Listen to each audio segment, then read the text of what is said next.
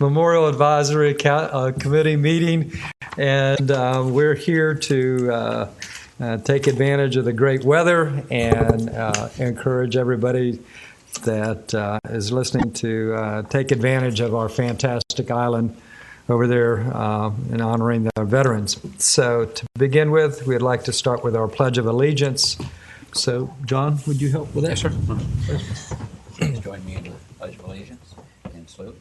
I pledge allegiance to the flag of the United States of America and to the republic for which it stands, one nation under God, indivisible, with liberty and justice for all.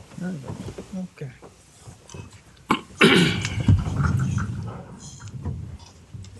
Okay, the minutes for last month's March 4th meeting was provided online. We had an opportunity to review that. Are there any recommendations for changes on that? Make a motion we approve. Okay, it's a motion made by Joel and seconded. Second. Okay. Mm-hmm. All in favor? Aye. And very good. Audience participation. Again, I would encourage anybody that's watching, if you would like to participate, we'd very much welcome you at any time because the island is your island, and input from the public is always encouraged. So thanks. All right. New business. I'd like to take a moment now to acknowledge the passing of a lady that contributed to Veterans Memorial Island Sanctuary in many other aspects of our town and area, and that's Judy Voiles. And on behalf of the committee here, I just want to extend our condolences and appreciation for everything that Judy did. Being a fellow neighbor of mine, the stories by her family of McCanish Park and her with a whistle made me think of Mrs. Walker with a bell out there to get all the children back to the house. So many things she loved, I know we all love here as well. So on behalf of the committee, again, thank you. And Emily, anything? Yeah, a little. Okay. Please. Can't miss a chance. Yeah. Judy Voiles. She's been a friend for 3/4 of a century. Wow. So, Judy was a leader, an organizer, a patriot, a volunteer, an educator. Just a few titles that describe our Judy. Judy spent a lifetime making memories for her family and her extended family, better known as her friends. Her compassionate nature and desire to know everything that was going on kept her in the center of as much as she could possibly find out about anyone she cared for. Her telephone was her constant companion. She was loved and admired by so many, and especially this group.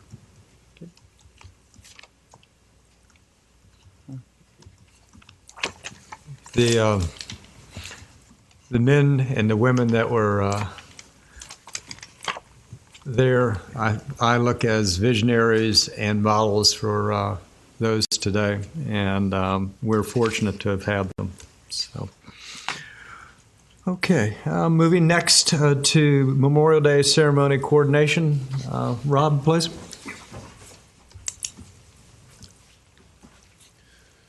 Rob Slezak, Recreation Director. To let you know, we met with Sam, John, and Doy regarding the Memorial Day ceremony, which will be on May 25th.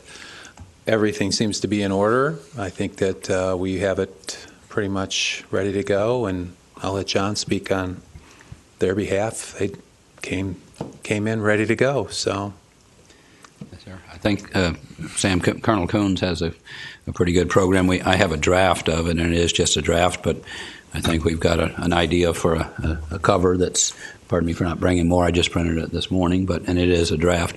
We're going to meet again Friday to finalize some of these things, but for the community that's listening, it will be Monday, May 25th, and it begins at 9, but it takes a while to get everybody on the island, so if you're coming, come a little bit earlier. Massing of the colors, of course, it takes time, but also is an important part of the ceremony, and the community coming together and all that is very, very nice.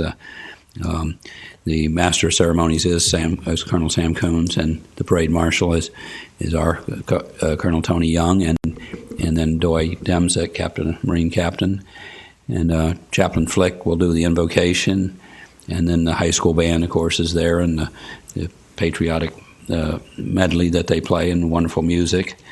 We'll have the placing of the wreath and the bagpipes as usual, and the sights and sounds and symbols that are traditional. The keynote address is Lieutenant Colonel Tom McInerney, and I believe he in Air Force. Lieutenant General, pardon me, I said Colonel. I demoted him, don't tell him. Lieutenant General Thomas McInerney, and I believe is a retired Air Force general. Yes, I think so. And then the benediction, and with the rifle volley and taps, another appropriate sights and sounds and symbols, like I said, for Memorial Day, which is a solemn ceremony. So I think we're on track for another good, or not good, but a appropriate ceremony for that day.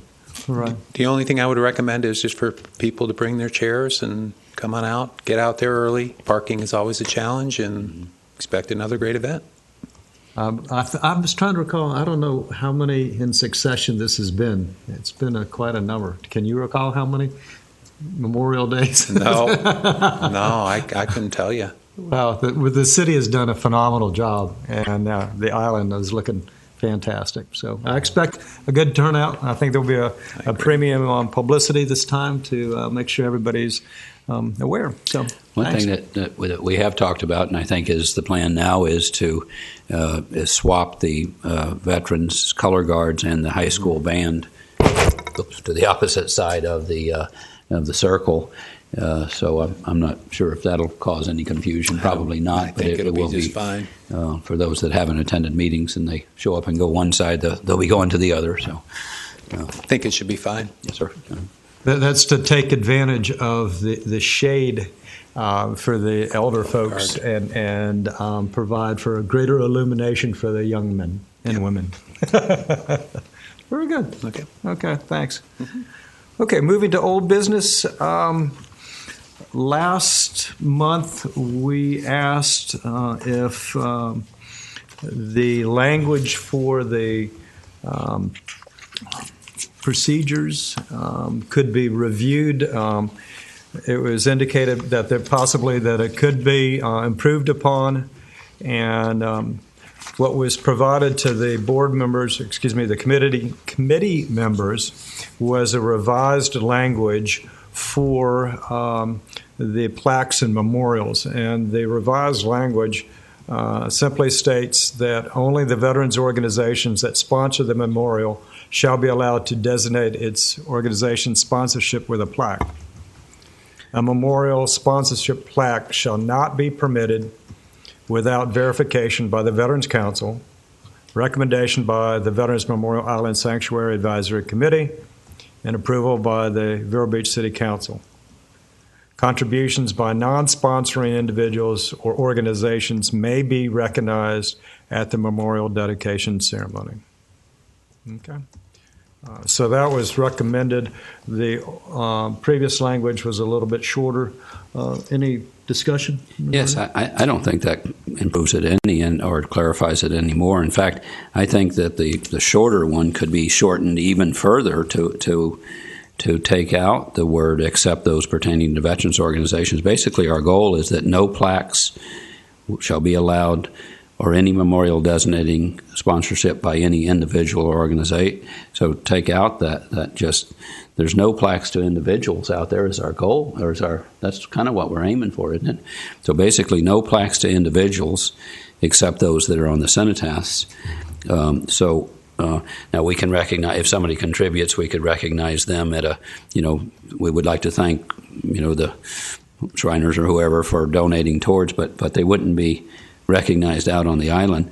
So it seems like, also with a little thought, although it seems like we probably ought to have maybe a meeting on a few of the things that are a little confusing, but if we're just going to talk about that, I don't think that improved it. I think it actually is still a little confusing, and the purpose of this is that there are no individuals out there unless they're memorialized in the cenotaph, and they would have had to have joined the service from Vero Beach and died in combat. So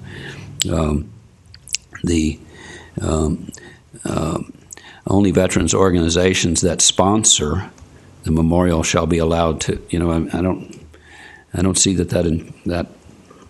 I think we added words and didn't improve to clarify it any, in my opinion. Yeah. And, Other, ma'am. I know that it was the intent of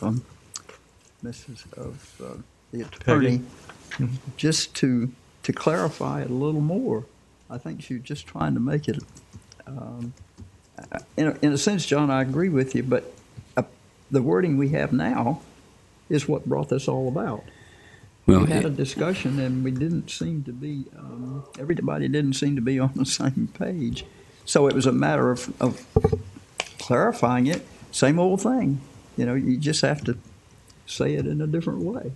what Go ahead. we're If I trying to could. say is no plaques are allowed for individuals. Why don't we just say no plaques are allowed for individuals? Why? I don't see how this other proves that any. If the distinction that I think is trying to be drawn at this paragraph, and we can look at the rest of the procedures that are there, which may also be beneficial. But at this point, the effort, I think, was to not only clarify that we didn't want individual names on the memorials, but also to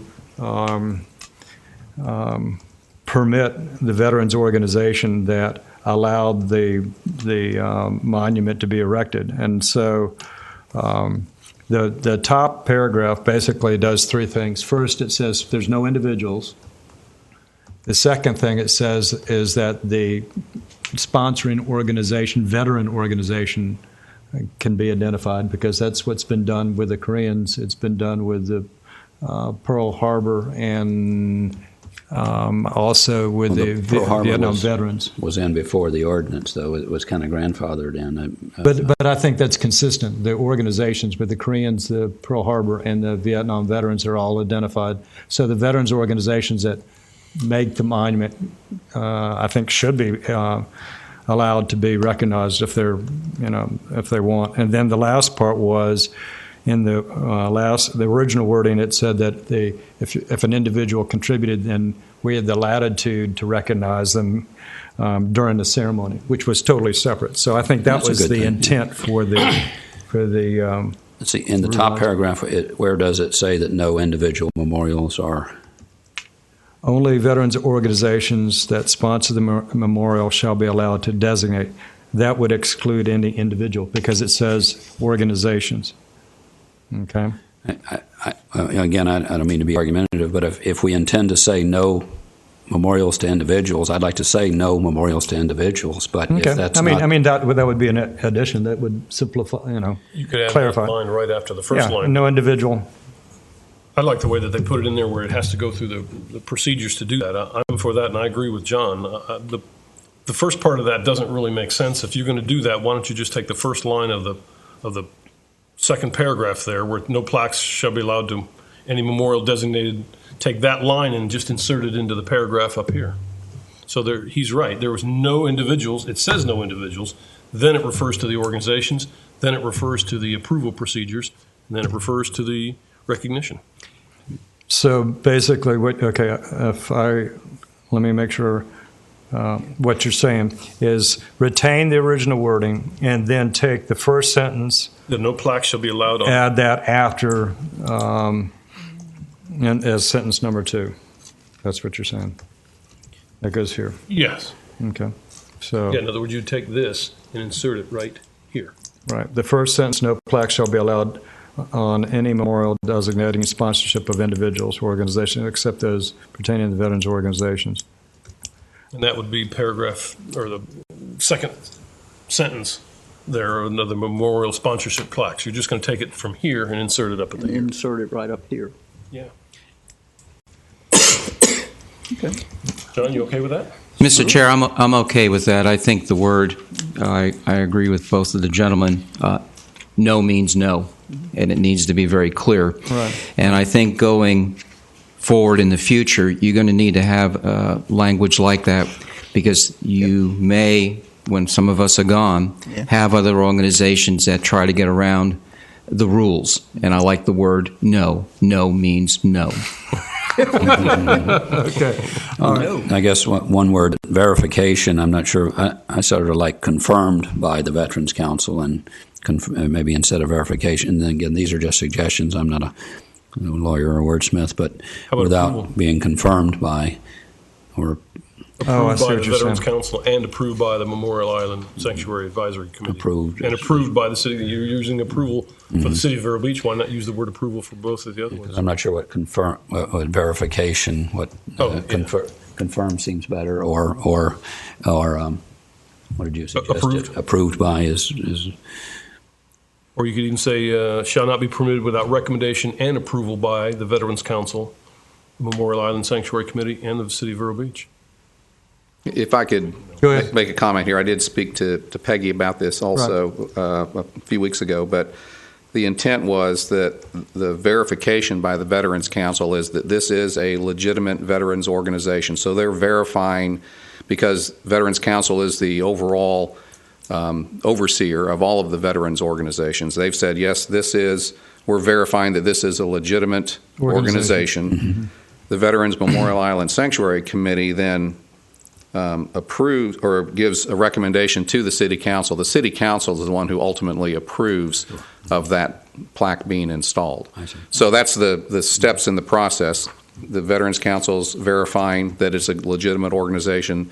The committee is making that recommendation, And then and then And the approval. council approves it. So that's the steps in that. And I guess one of the things is there's really two separate things here. Is I think our intent when we wrote this a long time ago was that there's no plaques to individuals. There's a separate one that's about veterans organizations. I think those don't need to be intertwined. I think that they're separate. So there should be no plaques to individuals. And if veterans organizations want to propose a plaque, it has to go through the Veterans Council and then the Memorial Island Committee and then the city. But individuals and organizations are kind of mixed together in this, aren't they? And this was to clarify, I think the question that came up a few months ago was, could someone say they refurbished one of the existing monuments out there, could they be recognized as the organization or individual that provided the funding to refurbish that? And what this is talking about, just the memorial sponsorship plaque. So here it's saying that the veterans organization that sponsored the plaque, and only the veterans organization that sponsored the plaque can have or sponsored the memorial, could have some sort of a plaque designating that either they originally created it or refurbished the plaque or refurbished the monument. Mm-hmm. So this is not about a brand new marker or monument being put out there. This is strictly on a sponsorship plaque for an existing monument that's there that has been refurbished. And I think that's where the discussion started a few months ago. This isn't just about refurbishing those that are there. This is if a veterans organization wants to sponsor a new one. Well, Or it doesn't say. Well, what we need to do maybe is look at the entire thing, because this is just one paragraph out of the entire rules. And the intent of this was to clarify sponsorship of existing monuments, not to talk about new monuments. There's a whole other section that talks about new monuments, as I recall. And I don't have the full. If this is to refurbish one that's already there, why would you need the verification, the recommendation, the approval? The plaque's already there.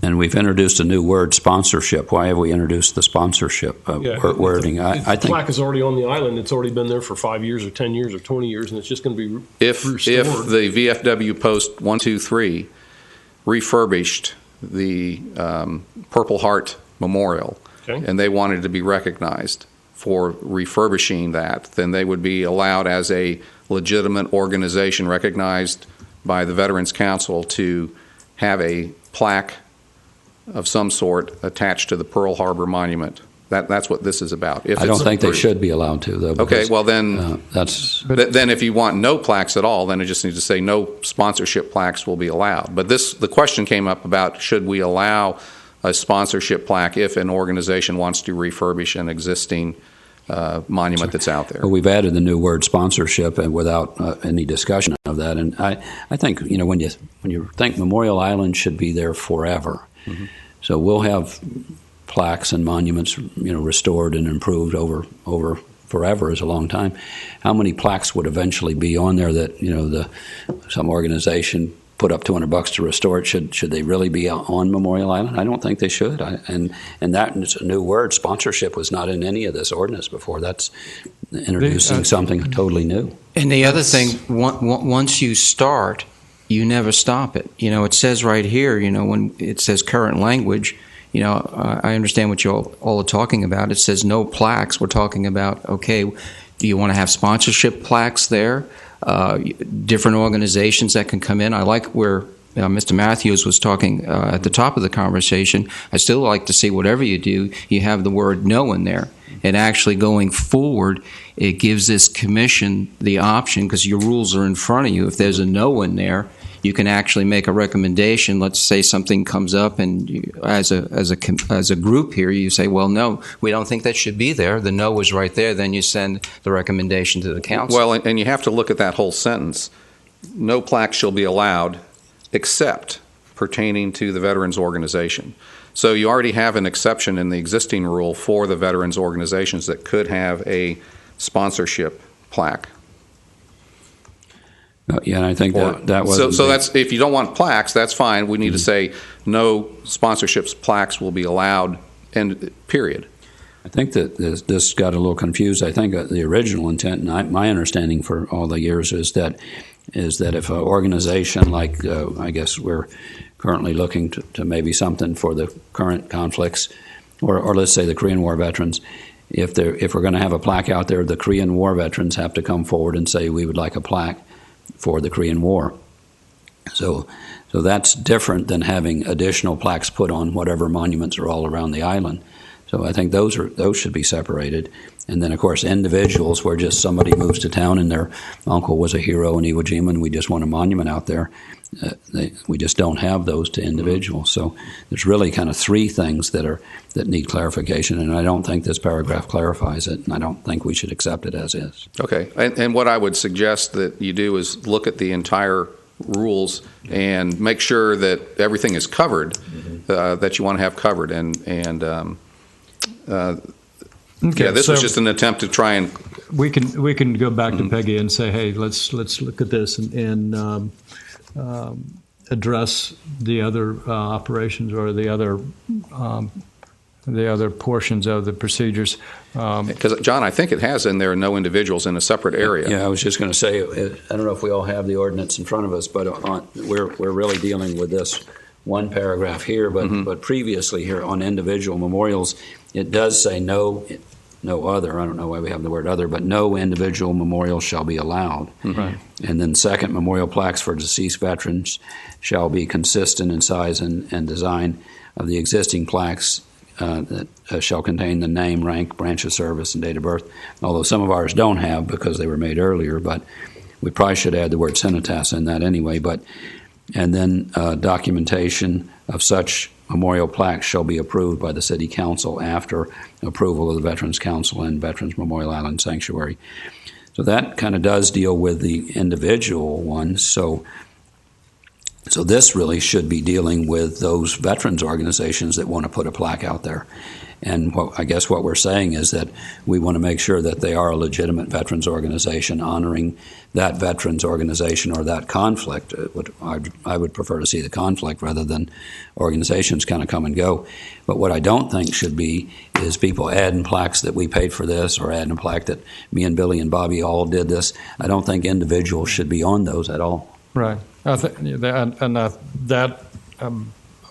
is my understanding as well. The origins for this whole discussion was one of the originating organizations for one of the monuments felt that they were not recognized in their contribution. So the idea was, can we now go back and say, we constructed it, can we put our organization name on that? And so this language would address that question. But the larger question that you raised is, let's look at the entire procedures for Memorial Island and see if there are other things that we would like to make changes to. So it's I think there's difficult decisions with this, and one of them is telling a family whose loved one died but doesn't really fit the ordinance that they wouldn't be memorialized. And it might be also difficult to tell an organization you can't list all your members just because you're putting a plaque out there. And the ones that are out there were grandfathered in, or they are on the cenotaph mostly, or I guess that got tweaked a little bit on the Vietnam one. But the Pearl Harbor survivors was created before the ordinance was created. All right. So we have some more homework. More work to do. Thanks. Okay. You're going to turn this back over to... One real quick thing, Yes. just for y'all. It'd probably be my recommendation that you might want to ask Peggy or Wayne to be at that meeting when you guys do decide whatever you decide in that decision with all of the... Oh, sure. Yeah, make I sure they're agree. here. I would have them here for it, so that way they can, if they, whatever verbiage, whatever they need, they can take care of you. Okay. Should it be should we have a meeting just on the ordinance one time? I mean, sometime in the future? You can always do that, or Just do it at a if meeting. you all put it all together and have it, get it out to Tony and put it down on paper. That I'm sure if Peggy or Wayne gets it ahead of time, they might be able to What is give you the proper language. What as far as procedures as if we put together for next meeting our how do we get the collective input to Everybody Peggy? individually can email their changes, requests, recommendations to me. Okay. I can consolidate them or send them to you to consolidate into one document, and then you can discuss it at the meeting. And provide it Or to provide Peggy, it and then provide come it to back. the attorney ahead of time. Okay. All right. Let's do that. Okay. So if you got any Couple things. changes, just email them to me, or recommendations on it and Yeah. different wording, whatever. And if Okay. you need me One- to email it to you beforehand, if you need a copy of it emailed, I can email it to you. That'll be good. Yes, Okay. please. I'll send it out to Okay. everybody. Not to overdo it, but like the word cenotaph isn't in the ordinance anywhere. I think we should say what it is. And what That might be nice. I agree. I had to look that up in the dictionary when I came home. Me Like, too. set it down. What is that? what is that? Okay. Okay. Very good. I have a question, please, Mr. Yeah. Chair. When this comes up again, what's the possibility with Mr. Matthews working with Peggy, put together your thoughts and your concerns, and then send that to our clerk so we can see that for the next meeting? What I would like to happen is not only John, but the other members of the committee. Understood. So it's a collective effort. She has that available to her, and then with that construct, she can make recommendations and come back to us, and then with that, we can proceed further to either modify or add to what we have. Right, because there was quite a bit of discussion. Go. That means she has to have 5 separate meetings. No, it comes into to Rita as Okay. we've asked, Okay, because that's not fair. Oh, I agree. To Oh, yeah. her. All right. Okay, use the process we had already talked about. Get it all to you. Okay. Okay. And then maybe John would be the one who sat down with her and took them. Whatever I'd- y'all want to do, but just be If it would careful. help, I mean, I would at least, I mean, I could start the process. Not that I'm going to be the, I'd like, Well, what I, Well, who can't do that except here? right. I could meet with, or were you suggesting if I met with Peggy to start the process and then we could start, because it's not me writing it, it's going to be a Right. few rewritten, Okay. rewritten a few times, I'm sure, before we agree on it. If you feel there's anything in the suggestions that we sent to Rita, then let's have you take it upon yourself to get in touch with Mrs. Lyons. Yes, ma'am. Say, this is what brought this about. This is what brought this about. So maybe that would help expedite it when it gets to us.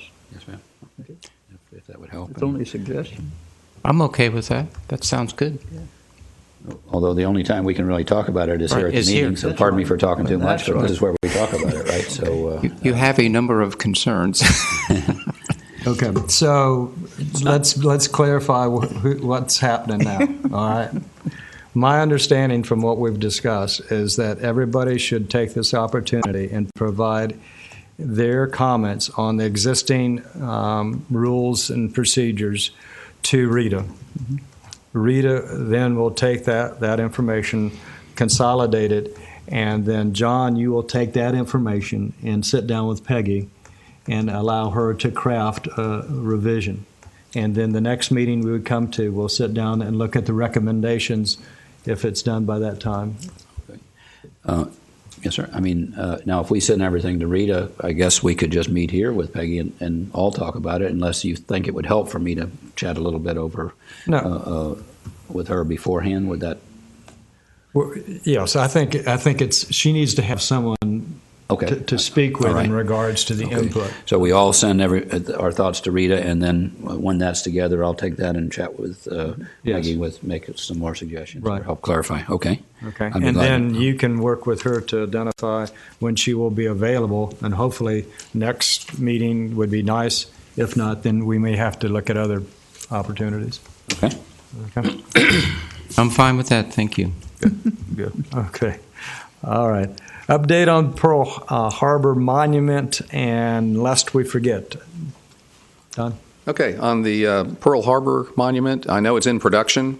I would expect that we would receive it in the next couple of weeks.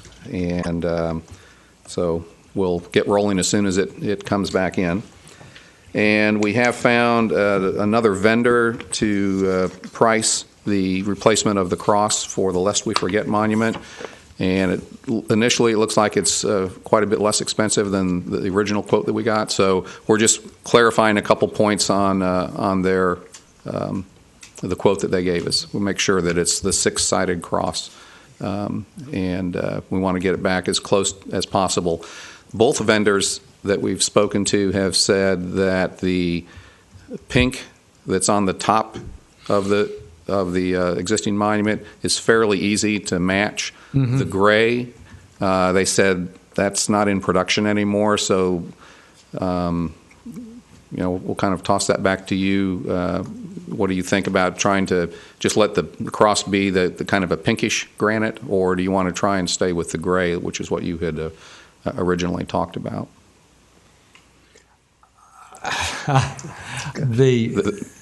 The preference would be to have it match what was originally there. Well, which is hard to tell because of Can't do that. the black and white photo. We're assuming that it was all the gray granite originally. Correct, which is what the face of the Lest We Forget is. Now so if that should be option one, and option two would be if that's not feasibly available or due to it's not on hand, then we have to go to the other option, which would be to go to the pink, which is what's there. So. Mm-hmm. Okay. Well, we'll have them see if they can find something in the gray tones that's a fairly close match to what's there. But both of them said they haven't seen that granite for a long time. in, as far as being available. So, All right. and my guess is that it was mined in Texas or possibly probably Texas, and wherever that vein was for that particular is just gone now. So there's something that's relatively close, but it's just not going to be with the same mix of white, black, and gray. Okay. So this is looking doubtful for Memorial Day. I don't know that yet. Okay. But it's getting close. Yeah, I'm not sure what their production time is yet. So. Okay. All right. Okay. Anything else from the committee on regards to that? Okay. The historical marker on the island. I haven't been there in the last couple of days, but it has been removed. I sent a note, and I'm still waiting on a reply back in regards to when that will be returned. You have anything, Don? Yes, I spoke to Ruth Stanbridge, and she said it had been picked up, and she thought that they would be returned in early May, and they're going to contact us and let us know when it's coming. But her thought was first week or two of May. Okay. All right. Very good. Okay. Chairman's matters. This last month, I originally had 4 names on the agenda, and I realized, oops, today is the 1st of April. So actually, yesterday was a 5th veteran, Memorial Island veteran, that was highlighted on the radio, and so I added him as well to the list for March. So I'd like to go ahead and go through these so that those listening can learn a little more of some of the veterans that are on the island. So, Ken? Okay, thank you, Mr. Chair. The first one here is PFC James L. Donovan, U.S. Army, serial number 34792388.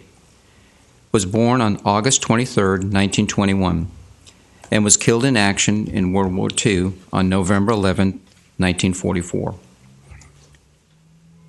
He was buried in the Florence National Cemetery, Florence, SC. PFC Donovan was first interred in I can't pronounce it either. Limey France. Toul. In France? Limey-Toul, France. He was then interned in Florence National Cemetery on February 7, 1949. His cenotaph is located in column D, row 3, in the Veterans Memorial Island Sanctuary. His interment record indicates he was born in West Virginia. He was assigned to the 90th Division, which participated in the D-Day invasion. It next fought to regain the region for the German forces. That August, his unit continued the offense, securing additional major objectives. In September, the 90th maintained the initiative through eastern France, assaulting the city of Metz. During that battle, the 358th Regiment was given the mission to destroy the German fortress. I'll spell it Koenigsmacher. In this battle, P.F. Donovan was killed. P.F. Donovan was listed among the casualties from Indian River County, Florida, of World War II, in the honor list of dead and missing published in 1946 by the World War Department. He was highlighted on March 3, 2015. The research for that battle that he was on, evidently the Germans occupied a fort that had been built in the Maginot Line area, or that same quality, and it was virtually impregnable for artillery, etc. And in order to continue the offense, they felt that they needed that bastion, and literally the troops got on top of it and were calling in aircraft to resupply them with ammunition so that they could drop it through the pipes to explode underneath this, feet and feet of reinforced cement. And eventually, through tunnels, the Germans started to escape, and they were captured or ambushed as they retreated. But for the poor men that were on top of this mammoth, it was not a good day at all. So, Joel? Lieutenant Junior Grade Claude Wesley Ryle, U.S. Navy, was born in 1922 and died July 2nd, 1946. The 1940 federal census indicates his family was living on Old Dixie in Sebastian. At the time, Robert and Ruby, Claude's parents, and Wendell, his older brother, were together. That same year, the Ogden Standard Examiner of Ogden, Utah, reported 50 naval aviation cadets reporting to Weber College for training. Claude Wesley Ryle is listed among them. The Press Journal article of September 24, 1943, reports his regimental boxing victory at St. Mary's College of California, where he attended U.S. Navy pre-flight training. The article also stated that Claude was the son of Mr. and Mrs. R.B. Ryle and had been part of the Vero Beach High School baseball team. Claude was a radio mechanic and shipyard electrician before entering the Navy. Claude's family moved to Long Beach, California shortly before 1943 from Vero Beach. In July 1944, the Press Journal social page reported that Ensign Claude Ryle, United States Navy, what's the AF? Air Force. No, it is? Yeah, okay. Yep. The United States Navy Air Force, who was stationed at Corpus Christi, Texas, was being transferred to Jacksonville, Florida. Claude was on 10 days furlough and was a guest of his aunt, W.C. Braddock. The Press Journal article of July 12, 1946, reported Claude's death in a Navy flight training crash on July 2, 1946. It stated Lieutenant Junior Grade Claude Ryle was killed in a crash at sea near Norfolk, Virginia. Claude was one of 8 children. His older sisters, Ruby, Ruth, and Laura, were born in 1914, 1917, and 1919. His older brother, Wendell, was born in 1915. His younger sister, Isa, was born in 1922. The Ryle family is a pioneer family of Indian River County. His father was Robert Ryle. His mother was Ruby Lawson. His grandfather was Charles Wesley Ryle. The Ryle family record is in the Indian River County Main Library Archives. The Ryles moved to Sebastian between 1900 and 1910.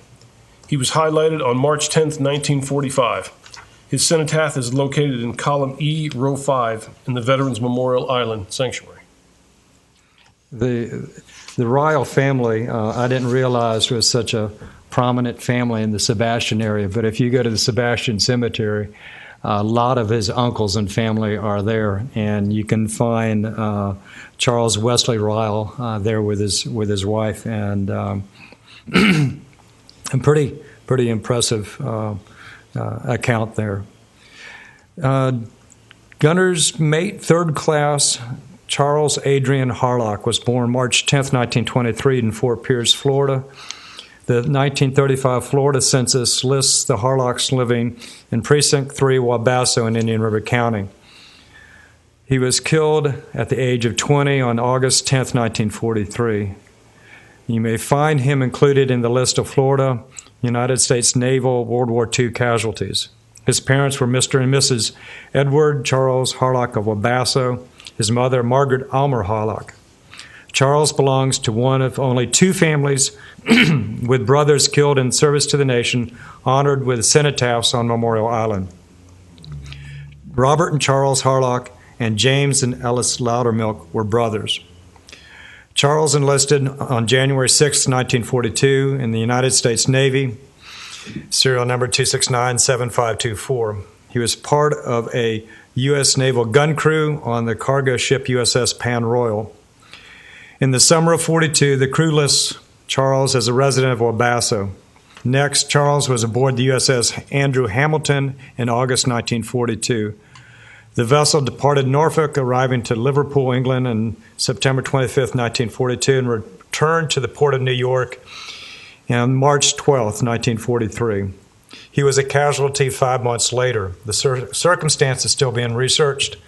Application for his headstone was applied for by his dad on March 9, 1949. He's buried in Crestlog and he was highlighted March 17th, 1945. His cenotaph is on column D, row 8. Okay. Yes, sir. Staff Sergeant Thomas Franklin Palmer, Jr., United States Marine Corps, served in both the United States Navy in World War II and the United States Marine Corps. During World War II, he served on cargo ships providing supplies. His convoys included runs to Russia, Algeria, France, and Belgium. He sailed the North Atlantic, the Arctic Ocean, and Mediterranean. United States Marine Corps muster rolls reflect Robert being assigned to the Marine Air Detachment in Miami, Florida in April 1951. Then in January of 1954, Sergeant Palmer is given orders for the replacement battalion in El Toro, California. The 1st Marine Air Wing, Marine Corps Air Station, El Toro, was his final unit. On March 7, 1958, Staff Sergeant Palmer was aboard an aircraft returning from training maneuvers. It departed from Japan along with another aircraft. They executed simultaneous instrument approaches to Naha, Okinawa Air Force Base. The second aircraft attempted to perform the approach and encountered communications or navigation problems. The two collided and crashed into the ocean off the airfield. The mid-air collision resulted in 26 fatalities, 19 passengers and 7 crew members, and the loss of the aircrafts. At 33 years of age, after serving nearly 3 years in the United States Navy and nearly 7 years as a Marine, Staff Sergeant Palmer was killed in one of the worst aviation accidents in U.S. Navy history. He is buried with his parents, Thomas F. Palmer and Della L. Palmer, in Crestlawn Cemetery. Staff Sergeant Palmer was highlighted on March 24, 1945. His cenotaph is located in column E, row 12 in the Veterans Memorial Island Sanctuary. Thanks. Ma'am? Private Robert D. Raybeck, U.S. Army, service number 345-454-64, born 1924 as Robert Robertson in Arizona, enlisted on February 23, 1943, in Camp Blanding, Florida. Robert was 71 inches tall and weighed 143 pounds. He had 2 years of high school and worked as a fruit packer. In 1940, at the age of 15, Robert Robertson, to become Robert Rayback, was living in a tourist camp, Camp Delaware, in Quay, now Winter Beach, in Indian River County, with his mother, Josephine, and his stepfather, Joseph F. Rayback. Upon entering the Army, he was assigned to the 104th Infantry Regiment. The regiment was part of the 26th Infantry Division, the Yankee Division. It entered into combat October 12, 1944. During the campaign of northern France, Private Rayback was killed on November the 22nd, 1944, in the Moselle region. He is buried in the Lorraine American Cemetery in St. Avoid, France, in Plot G, row 15, grave 23. He is recognized with the Veterans Memorial Island Cenotaph located in column B, row 4. In addition, he is identified as killed in action in the War Department World War II honor list for Florida and Indian River County.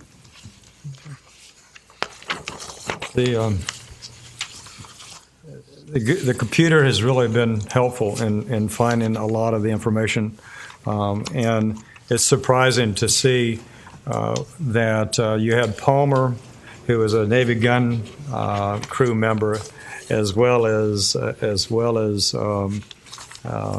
Harlock, and to think you're 19 years old or less than 20, and you've gone across the ocean 4 times, and then come back to Vero Beach, and then realize there's the Pacific, and then go into the Marines and visit Japan and the Philippines is incredible. So, okay. The next meeting is May 6th. Which I will not be here. Okay. We have our annual training that week. Yes. Okay. All right. Very good. Okay. A reminder again, Memorial Day. Please make plans to attend. I think it'll be a good morning. That's all I have. Thank you very much. Is this closed?